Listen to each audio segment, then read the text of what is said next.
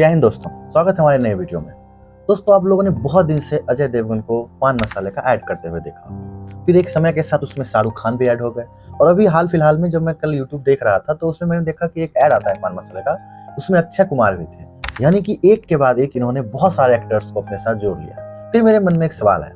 कि आखिर पान मसाले वाले का जो इंडस्ट्री है देश में, उसके पास कितना पैसा है कि इतने बड़े बड़े स्टार्स को अपने साथ जोड़ लेते हैं। और फिर मैंने गूगल किया और जब मैंने उसका रिजल्ट देखा तो मैं थोड़ा सा चौंक गया, क्योंकि आपको ये पता होना चाहिए कि पान मसाले का मार्केट वैल्यू अपने देश में 41,000 करोड़ का है, जो कि किसी भी बिस्कुट, चॉकलेट या किसी भी इंडस्ट्री जो कि आप खाते हैं छोटे मोटे, उससे बहुत ज्यादा है। अब जो बड़े बड़े स्टार्स हैं वो मुश्किल से 8 से 10 करोड़ रुपया लेते होंगे और इतना छोटा रकम पान मसाले वाले उनको पेड करने में कोई बड़ा उनको टेंशन नहीं होता होगा, तो वो आसानी से इनको एक पर एक बड़े बड़े स्टार्स को अपने साथ ऐड कर ले रहे हैं और आप लोगों का जुबान केसरी करवा रहे हैं। एक दूसरा सवाल जो मेरे मन में आया इस ऐड को देखने के बाद कि आखिर ये पान मसाले वाले सीधा सीधा इतने बड़े बड़े एक्टर्स को अपने साथ जोड़ के ये कैंसर कैसे बेच पा रहे हैं। तो इस चीज को जब मैंने सर्च किया और इस पर थोड़ा सा रिसर्च किया तो हमको ये पता चला कि सन 2011 में बहुत सारे राज्यों ने, लगभग सभी राज्यों ने पान मसाले की बिक्री को बैन कर दिया हुआ है। तो फिर जब टोबैको बैन है तो फिर ये ऐड कैसे कर ले रहे हैं? उसका एक बहुत ही आसान सा रीजन था और बहुत ही आसान सा मार्केटिंग है, और ये इतनी जबरदस्त मार्केटिंग है जो आपके साइकोलॉजी के साथ खेल जाती है। उससे स्टेट गवर्नमेंट ने तंबाकू को बैन किया है, उसके बाद इन पान मसाले वालों ने तंबाकू को पान मसाले से बाहर ही निकाल दिया। यानी कि जो प्रचार आप इन एक्टर्स के द्वारा देखते हैं वो तो ये कह के बोलते हैं कि बस हम तो इलायची का प्रचार कर रहे हैं, और असली खेल तब होता है जब आप किसी दुकान में जाके कोई भी पान मसाला खरीदेंगे और आपको साथ में वो एक छोटी सी पुड़िया भी देता है, और असली प्रॉब्लम उस छोटी सी पुड़िया में है, और वही आपके कैंसर का सबसे बड़ा कारण है। यही कारण है कि जो बड़े बड़े पैकेट्स होते हैं पान मसाले वालों का, उसमें वो कैंसर की वार्निंग भी नहीं देते हैं, क्योंकि वो बोलते हैं कि हम तो सारे रूल्स फॉलो कर रहे हैं, ये इलायची से कैंसर थोड़ा ही होता है। पर जो रियल प्रॉब्लम है, जब आप किसी दुकान में जाइए तो पान मसाला विथ एक छोटा सा पुड़िया, और वो कारण है कैंसर का। चूंकि वो बड़े वाले पैकेट का स्पॉन्सरशिप करवाते हैं तो वो करने में किसी भी एक्टर्स को कोई दिक्कत भी नहीं होती है, और वो आपके साइकोलॉजी के साथ इसीलिए खेल जाते हैं क्योंकि उस बड़े वाले पैकेट का जो नाम और ब्रांड होता है वो उस छोटे वाले पैकेट से मिलता जुलता है, और आप और हम ये समझते हैं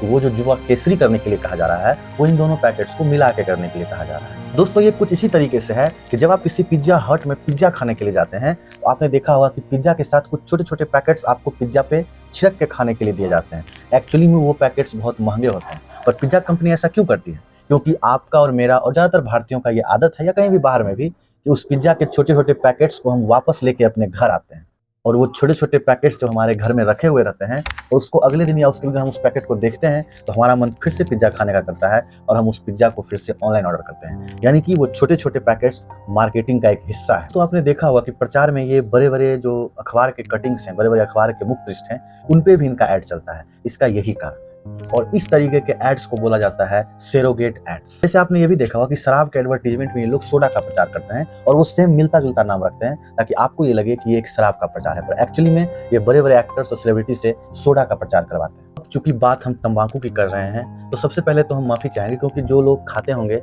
शायद उनको कुछ बुरा भी लगा हो। दोस्तों, जो लोग पान मसाला नहीं खाते हैं वो भी इस चीज से बहुत ही इफेक्टेड होते हैं, क्योंकि एक औसतन इंसान जो कि पान मसाला खाता है वो 10 मिनट में 25 से 30 बार कहीं ना कहीं थूकता है, और उस स्प्लिट के साथ वो छोटे छोटे ड्रॉपलेट्स भी वहां पे जाते हैं जिसमें वो वायरस या वो इन्फेक्शन रहता है जो किसी दूसरे इंसान में मौजूद है। टीबी एक ऐसा रोग है जो कि उन ड्रॉपलेट से फैलता है, जैसे कोविड-19 फैलता था। हमारे देश में टीबी पूरी दुनिया के मुकाबले 1/3 है। हर 3 में से 1 आदमी भारतीय है जो टीबी से ग्रसित है। सबसे पहला प्रॉब्लम यह है कि जब आप कहीं भी थूकते हैं, तो हमने एक शॉर्ट्स वीडियो भी बनाया था इससे बहुत दिन पहले, कि रेलवे का लगभग 1200 करोड़ रुपया खर्च होता है आपके उस थूक को साफ करने में, जो आप गुटखा खा के कहीं स्टेशन पे इधर उधर फेंक देते हैं। और दूसरी समस्या यह है कि जब आप उसको जहां तहां स्प्लिट करते हैं तो एवरेज जो भी वहां से इंसान गुजरता है वो भी उस इन्फेक्शन का शिकार होता है और उसके संपर्क में वो आता है। दोस्तों, हमको तो लगता है कि सरकार को चाहिए कि सरकार जो 1200 करोड़ रुपया इन स्प्लिट को साफ करने में लगा रही है वो उन कंपनी से वसूले जो इसका सबसे बड़ा कारण है। क्योंकि आप इतने बड़े बड़े एक्टर्स से ऐड तो करवा रहे हैं,